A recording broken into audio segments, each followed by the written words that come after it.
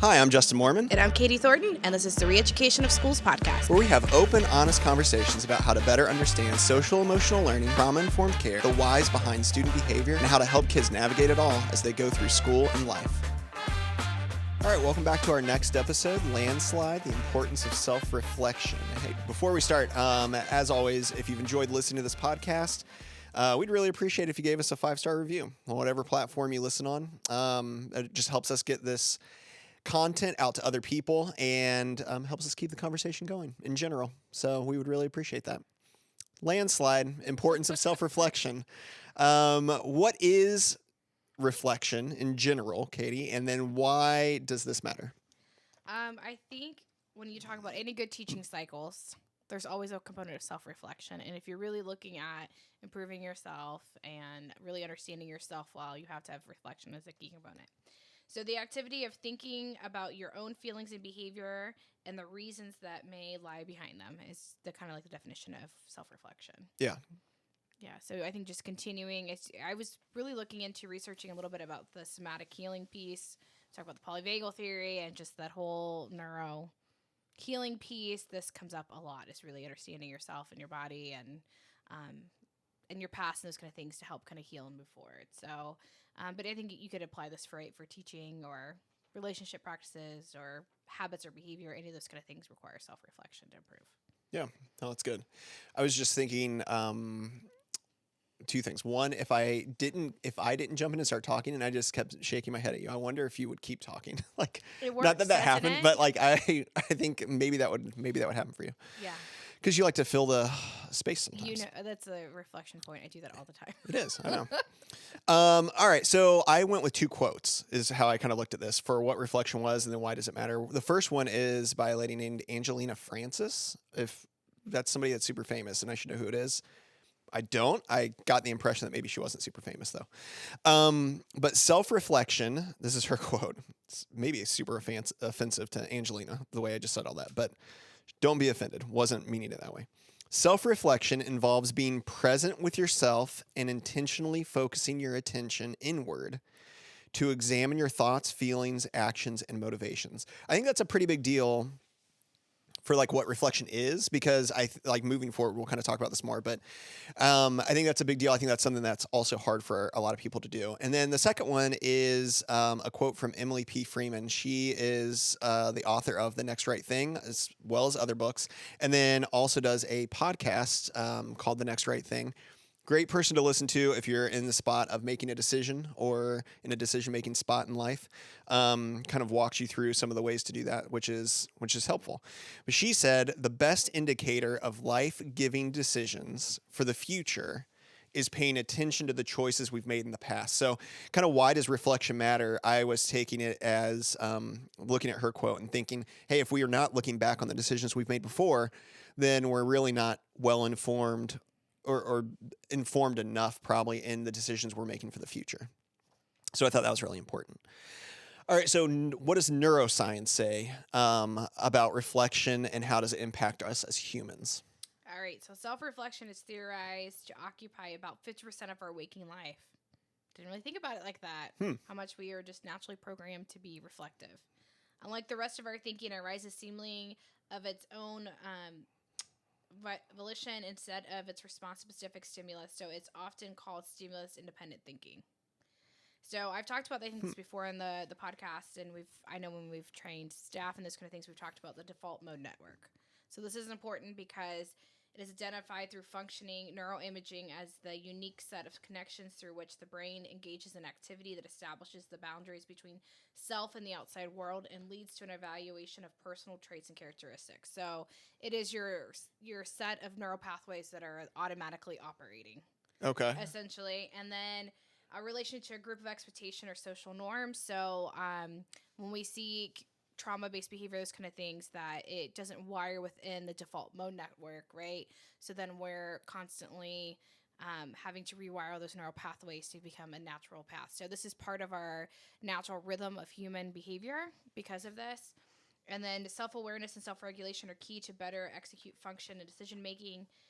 The bedrock is identity, self-knowledge, and a sense of direction and purpose. These are the building blocks of life that intentional and in control of its own destiny. So this is basically, we are naturally set up as humans to be self-reflective, and that our brain's neural pathways is constantly doing this to kind of keep those behaviors or routines going, and then to disrupt those habits. I think we just had an episode on habits. You kind of have to build those new neural pathways to kind of make that the natural routine and pathways, which takes reflection to do that. To think that you need to improve on something. Yeah. So were you saying at the front of all of that, were you saying that we were set up for 50%? What was that? 50% of our waking time is reflective behavior. I could buy into that because I think a lot of times when I have a hard time sleeping, or you're constantly thinking about what had happened that day, or how could you handle something better. Maybe it's a conversation with your spouse or a friend about maybe an incident that happened at school that day, or maybe interaction with your children, or maybe it's a workout goal that you're having, or what's your day gonna look like tomorrow, how can you improve. I mean, I feel like constantly your brains, when they can't turn off, right, you're constantly reflecting on what's going on or what's happening, and then what kind of your next move is. Yeah, I wonder if 50% is like what it's supposed to be, and then I wonder, or if that's just what it is. I'm not saying you have the answer to this, and maybe you do, but I'm wondering if like that's what it's supposed to be, or if that ends up being just what it is, and then and then what really are we doing? Because I feel like I would be shocked if people are being reflective 50% of the time. I feel like that's high. Yeah, I feel like people are probably filling their lives with so much that they're not hitting that mark. Well, and I think you're thinking through reflection. I think there's quality reflection that requires action, right? That makes sense. And then I think constantly you're replaying conversations or narratives or stories or ideas or theories about things in your head, which is reflecting on them. Yeah. But then how do you make it? And then there's intentional reflection, which requires some action that's going to come out of it. I would agree with you that that's probably extremely low. Yeah. And then even as you were talking, I was thinking in looking into all this, kind of doing what research, I guess I was doing, was thinking about how many times I saw the positive, like healthy reflection versus like unhealthy reflection, where it becomes almost like obsessive in a way and over the top. So maybe that's also part of it. That plays into that. Okay. So one of the things, one of the things that I looked into as far as like how this impacts us as humans is when we're being good at reflection, like when we're doing it, it's a way for us to kind of work out our EQ, or like our emotional intelligence.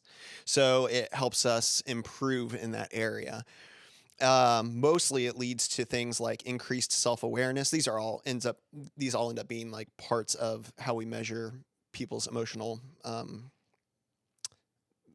intelligence. Yeah. I got you. Apparently my intellectual intelligence went away there for a second. All right. So increased self-awareness if we practice reflection, greater sense of control in our own lives, which I thought was interesting, improved communication skills, which maybe I need to do more reflection listening to this podcast right now.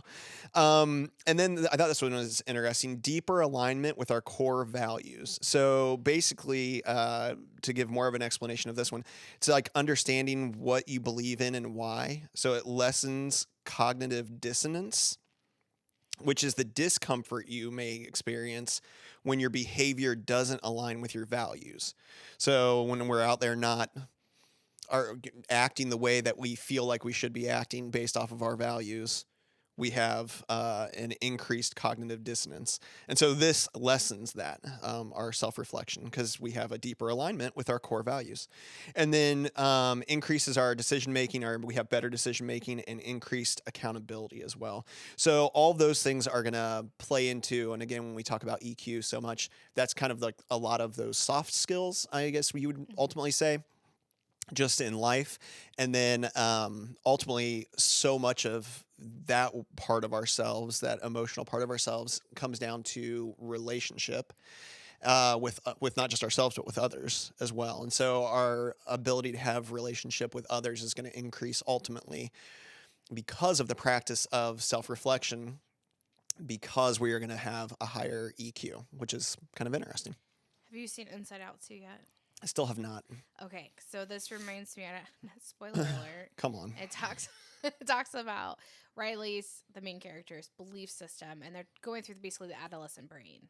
Yeah. So this happens a lot, I think, with teenagers. We're trying to figure out, and people that really haven't done a lot of self-reflective work don't really understand their core beliefs or values. Sure. So, and I think this happens a lot as teenagers because your belief system is the belief system around the environment in which you were raised or the people who have supported you. Yeah, probably your your parents you or inherit. Your caregivers are. So this is where a lot of conflict arises in families because you start challenging the family belief or core systems at times through those teenage years as you're trying to self-discover your own belief system. So kind of as that shedding, that pruning happens around age 14, you start shedding some of those parts of yourself, and as you're starting to identify your core beliefs again. But anyways, the movie's great, and it kind of talks a lot about through that the self-reflection and your core belief as yourself, and all these different emotions that kind of come in and manage that. But interesting, kind of tied to that movie. So if you haven't seen it, it's good. Well, I feel like I don't have to now, but Okay. no, I'm sure it's good. We went back and watched the first one. We haven't watched the second one yet. Yeah. We need to sometime soon. But I think that is interesting. And again, for so many people in middle school or high school, right, like teaching wise, level wise, you see this because there's like a pushback. Like, do I believe in not just like what my parents say, but do I believe in like what society says should be normal? Like, do I believe in what the school rules should be? That's when you get a lot more pushback towards any number of things, trying to kind of figure out who we are, right? That's all part of it. And God bless those middle school teachers who, help people navigate through that and endure it. Not necessarily my cup of tea. Hats off to you. Right? Yeah. All right. So how does trauma and our current culture interrupt reflection? And what are the impacts of that? I think we see a lot of with trauma-based behaviors. There's a lot of disassociation that happens, so someone doesn't have to actually address or feel. It affects the person's ability to cope by diminishing their sense of self and ability to process their experiences. It can distort a person's sense of safety, cause feelings of helplessness, and alter their everyday life. Disassociating is not connecting to the reality. This can look like being overly busy, we also talk about a lot about fawning. Fawning, actually overly pleasing, right? Drug use, obsessing over things to avoid actually feeling or reflecting on those actual event or processing. And sometimes the trauma is so significant that your body actually protects you from it, and you'll have some evocative cues that come up, but you're not sure why. You may be thinking you're processing that, but it may come up to you later in life. But a lot of times, to avoid dealing with or feeling things, you just become overly busy, or I think we see this a lot with the increased use of drugs in our country, and then or people persevering or obsessing over things. Yeah. And that could be, I think, technology too, right? So I'm thinking obsessing, like, Yes. I'm thinking like constantly screening, checking social media, scrolling, right? That compulsive behavior, because that I don't have to feel I can binge watch this or scroll Facebook for 4 hours straight instead of actually addressing what has happened. Yeah. Yeah. No, I think that's a big deal. All right, so two big things that kind of jumped out at me were more, I guess, landed on probably more of the cultural side of things where we're at right now. First one was exactly what you're saying, like the fact that we're just inundated with noise, whether it's like visual or auditory or you name it. Like we're constantly being just bombarded really with things that are that we're taking in, right? Sensory kind of overload all the time in any number of ways. And we're really bad about being on our own with our own thoughts. So going back to that kind of first quote by Angelina, right? Self-reflection involves being present with yourself and intentionally focusing your attention inward to examine your thoughts, feelings, actions, and motivations. Well, you can't really do that if you're constantly having something playing in your ear, right? Like I just constantly have an earbud in and I've got music going all the time, or I'm always watching something, even if I'm not sitting down to watch it, it's going and I'm hearing it all the time, or I'm kind of half paying attention to it. Or like you said, I'm sitting there like scrolling through Facebook, Instagram, whatever it might be, TikTok, and just constantly taking in, as opposed to being on my own with my own thoughts, and reflecting in any way on myself. I think that's a big deal for us right now in our culture. And then the importance, because of that, the importance of having like true rest, or our lack of true rest, I think that we get, kind of stems from that. We have a whole episode on rest, from, I believe, last summer, right? Yeah, we talked about Yep. authentic rest. Yeah. So I think that's an important thing for us to look into. And so then second, I think a lot of us have experienced, again, various traumas, which you went over pretty well, I think, already in our lives, or have a certain number of ACEs. And it's just unsettling. I think part of the unintentional, I guess none of that's intentional, but one of the maybe less looked at side effects of that when it comes to self-reflection is the fact that even if we do want to self-reflect, it's unsettling when we do, and it might make us, flat out panic or whatever else. It's just uncomfortable. It drudges up all these traumatic things again. It's really hard to really reflect on much at all, or if we're alone with our thoughts for very long, those kind of hard things come up. I think that's a lot of people's reality. And so we tend to want to drown it out. It used to be easy to be like, oh, you drown out all these hard feelings with like, you drink a ton or something. That I think we actually do a lot more that harm in we watch a lot, or we listen nonstop to something, or it's the things that are a little bit less like socially on the fringe that you're like, oh, like that would be bad for you. Like, but I think and a they're lot of socially people do. isolating, right? So those things you're doing by yourself, but you're actually not connected to yourself. Yeah. So here's what I would encourage. I'm certainly not solving everybody's problems today or anything like that, but I would really encourage if you find that that's the case, that it's really hard for you to kind of self-reflect because of various past traumas or just things that come up, and just the difficulty with that, which is all very real. I'd really encourage you to find somebody like a professional, like therapist, right? Like search out a professional therapist to like work with and to help work through some of that. Because what you don't want to do is not be reflective because of some of those things. It sucks to have to go back and do like really hard work on yourself, and can be painful in a lot of ways, but it's super, super important. So I would just encourage you to think about that, do that if it's not something you're doing, if that is one of the roadblocks you face in doing a lot of self-reflection. Also remind me of one of our episodes that we had just recently filmed was about ending the stress cycle. Yeah. So when we don't address those things and we're not able to self-reflect because we've never really closed up that stress cycle, so it's just constantly living in our body and our experiences. Yeah. So that definitely can be a barrier. I think one thing that we find out common that when we go out into professional development, I think one thing that comes out of that is that we have a lot of people that have emailed or in conversation and said, you know what, I finally, made this connection, or I'm working through this, or I've learned to address this because I never really thought of the impacts of my own ACE score or past trauma and how it was impacting me. And so I think that's probably the coolest thing that's come out of a lot of that we've really helped people, not so much as educators, but as people, kind of be more self-aware of those things. And they've done all the hard work, but I think it just was like the kickoff, the acknowledgement that like, this is important. We should address this. Yeah. All right. So as educators, what can we intentionally be doing to implement reflection practices? Because if we don't, if we don't do it intentionally, we're probably not going to do it, or going to do it in like a real ruminating on it kind of way that you talked about maybe towards the beginning. But what are some things that we can do to intentionally put in practices for self-reflection? I think it's critically important that we model this type of behavior. So we talk about restorative communities.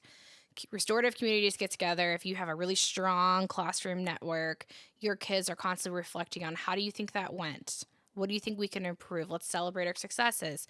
Let's process maybe this event that just happened, right? Those are all reflection practices that restorative practices kind of anchored into. So I encourage you to model this in front of your students. Like maybe, hey, I taught this today and it didn't go great. I think I kind of messed up this piece, but it's okay. I'm going to work on it and model how you're going to repair those kind of things. So I think when you become human yourself in the classroom and then create a community where you allow others to be human, it's tremendously important. Just some other things that I wrote down was journaling. If you're into writing, if that's an avenue for you, journaling or processing at some point about your year or things that are going on. Time in nature, take your class out in nature, find time to go walk in nature. That is like the number one benefit. There's lots of research out there on grounding. If you don't know anything about grounding, really just going outside and being barefoot, and there's lots of reasons to do that. I won't get into all that, but grounding's really fascinating. If you aren't into that, that's something to think about. Social time with a trusted friend. So make an intentional time. That co-regulation practice is incredibly important. Talk through it with somebody. Self-reflection is reflection with others too. So find a trusted friend, whether it's lunch or a happy hour, to go sit and talk through maybe some things that are going on. And then planning time with your colleagues. There's instructional self-reflection, right? About your own reflectional or your instructional practices, which is actually called for in your evaluative rubric, that you are to be reflective. And then really, again, set up that class feedback or feedback from colleagues, where you create a safe environment where they can self-reflect and share with you, and you can maybe share back with them, and you're working to constantly improve with one another. Make that the cultural norm for you and your school. Yeah. I think I looked at it less as, I don't know why, but I looked at it less like classroom wise in general, and more just as people, I guess. Not like your robotic answer that you just, no, I'm just kidding. No, but I think I just went about it slightly different as you were talking. I was like, oh, I kind of thought about that question differently, I think. So I think one is you have to set aside time to be present with yourself. And intentionally focus inward, like the quote said at the beginning, examine your thoughts and your feelings. So I think this is actually really tough for some people to do, to set aside time, partly because of the thing we were also earlier saying, like, where we're so busy all the time on the go. You have to have time where you're not doing. And that's super important. And so I think one of the first steps in that is finding a place to do this. And like, you have to know where that place is going to be for you. Otherwise, you're always just going to kind of be at places that you happen to be next because that's what your schedule says. And most of those places probably aren't the place for you to be super reflective, if this is something you struggle with already. So is that at home? Is home a good place for you to be reflective? Maybe home's not a good place for you to be reflective because you've got small kids or 7 kids, or, you name it, or like there's just a lot happening at your house all the time. Is out in nature? Is that like a good place for you to be? Like, you go out on walks on your own and you can be reflective while you're actually doing something. Like, that would be a great one. Is it your classroom? Like, could you stay later? And are you the type of person that could be in your classroom without having, I would say this is probably not most teachers, but I think I actually think I could do this pretty easily. But I think for some people it would work. For most people it probably wouldn't. But for me, like, if I need like time to be quiet, I can stay late and just be in my classroom and it'll be quiet, and I can just be in there and not feel like I have to do a lot. I know for a lot of teachers, probably if you're in your classroom, you're going to feel like you should be doing a bunch of things that need to get done. So it's probably not the case for a lot of people, but I thought I'd throw it out there. Maybe it's in your car ride home, instead of like putting on music, or in your car ride in instead of putting on music or whatever, or a podcast or whatever. Unless it's our podcast, then you should just leave it on. But if it's, you could have like one of those trips be quiet if you have a little bit longer commute. Early in the morning on your porch, right? Is it better in the evening when everybody's in bed? Like, but think through when is a good time for you to be reflective. I think if you don't do that, you're not going to do it. And then if you find that inward focus is too tough, again, because it leads to that confrontation, again, I think seek out people to help work through that with. Don't just avoid it. And also don't just try to do it by yourself. I think we're made to heal each other. And so lean into that, be willing to lean into that. And then some good questions that you can ask yourself, like weekly. I think find a time. I feel like daily maybe is a big ask sometimes. I think that's great if you can. But I think weekly, even asking yourself some open-ended questions. Here are some examples of them. That doesn't mean they're the perfect questions for everybody or anything like that. But might be things like, what expectations did I have about this week that weren't met by me or I didn't achieve? I think that's a good one. I think we come into every week with a lot of expectations, or every day. And then if they're not met, that can lead us to feeling any number of ways. But I think it's a good one. I just think that's a good question. What expectations did I have about this week that weren't met by me or by others? What brought me joy this week? I think that's a simple one, but like thinking back and reflecting back on what are the things that brought you joy over the course of the week. It's a positive way to look back at your week too. What am I dreading about next week? That's a little bit less reflective, but like, what have all this week, what have I been dreading about the upcoming week or about the upcoming day? I think that's telling. I think that's a good telling question about like, what are the things that are tough for you that are coming up? I think with all these questions, asking why is is also helpful. Hey, what brought me joy? Why did it bring me joy? How can I bring more of that in? What have I been dreading? And why am I dreading that? What can I do to not dread that? Like, what can I shift in that? And then like, I think just a kind of a bigger picture one is kind of what am I dreaming about? Like, what am I looking forward to? What am I dreaming about? That's actually probably something that I have a hard time doing. Again, some of those seem like more forward-thinking questions, but they're also reflective in like, what have I been? Where has my thought process been? What have I been spending my time thinking about? I think those are important things to ask. And again, then just general good practices. You rattled off some of these already, like a journaling, trying meditation, like taking the time to actually process major events. A lot of times we don't. We just move on from whether they're good or bad. But actually do that. And then one that would not be something that I would do, but I thought I would include it as well, is a self-reflection board. It's more of like a visual representation. I thought that was interesting. I know a lot of people that probably would work for or would be a good thing to do, to have like positive attributes that, that you add to regularly. Like that's good self-reflection. Not something I'm probably going to do. It's not really up my alley, but find those things that are up your alley and do those. Oh, we're going to be making one this year, so lucky you. Self-reflection So, board? Yeah, Yeah. so lucky Well, I you. probably won't do that. But that's okay. I'll be doing other things, and that'll be okay. All right, so self-reflection, what are you wanting people to walk away knowing? What would be like a big thing? I would say this is hard for me because I'm such a perfectionist. I got that Enneagram type 3 personality, so I've really had to be intentional to set that time up. And you tend to look forward. You're like a personality that tends to look forward. I don't look back. It's like, what can I do next? Yeah. Yeah. 100%. I think that's a good, not to completely interrupt you, but that's a good reason to like know yourself. I'm sure we've done an episode about this, maybe at some point. 40 odd some episodes in, it starts getting hard to remember. But knowing yourself is important because you can know if you're somebody that tends to look forward more, or somebody that tends to be more reflective more, or somebody that tends to live more right in the moment more. And I think those are important things to know about yourself in regards to reflection, because it doesn't matter which one of those you are, you still need to be reflective. Yeah, I think it's hard also to look and say, like, what's my ownership in some of this? How did I maybe prevent me from moving forward, or those kind of things? That's what you can control. Can't control your people. That's the frustrating part. You got to let go. That comes with age and wisdom. If only. But like, what parts can I control and what parts can I let go? It's work in progress. I am. But anyways, but I just thought, like, without self-reflection, there really is no growth or improvement. You can never really become a better person, a better teacher, a better spouse, a better parent, right? We stay stagnant in where we are. This work is hard and it's really uncomfortable, but this is really the important work as developing as humans. That's good. Yeah. What you got? I went with a more expanded quote from Emily P. Freeman. I thought she said it well. Yeah. This is at the front of her The Next Right Thing journal, and I thought it was helpful. A good thing to remember as we kind of finish out. It says, one common mistake we make when we have the desire to make good decisions is that we try to peer into the future to discover what it might hold, what the outcomes we want to achieve are, and what roadblocks we wish to avoid. This is a really natural tendency and is often what we are encouraged to do even. The problem is the future hasn't happened yet. So how can it possibly teach us?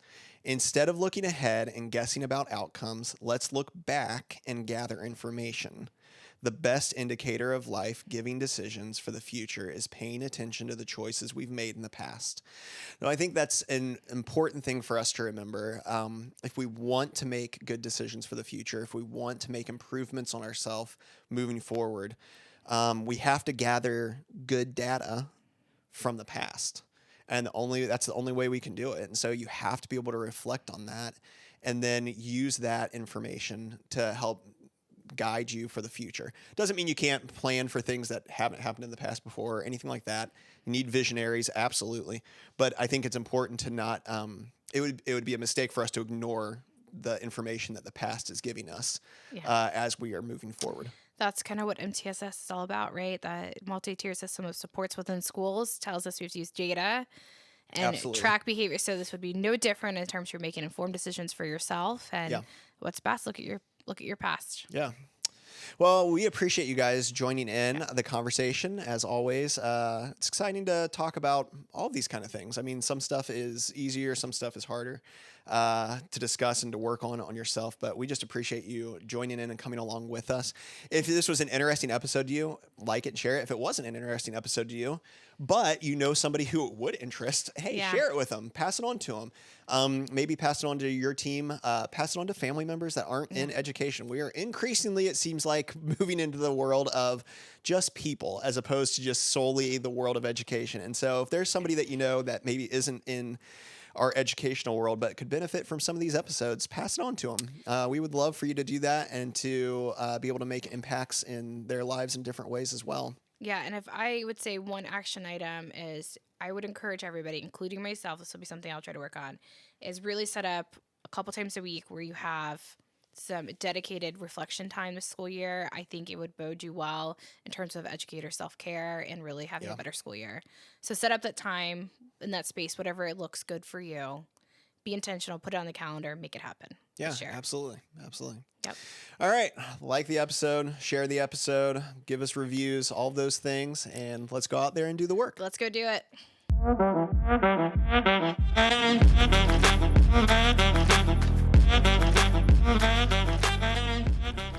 Hey, everybody, let's keep the conversation going. Like and subscribe below and keep the comments rolling.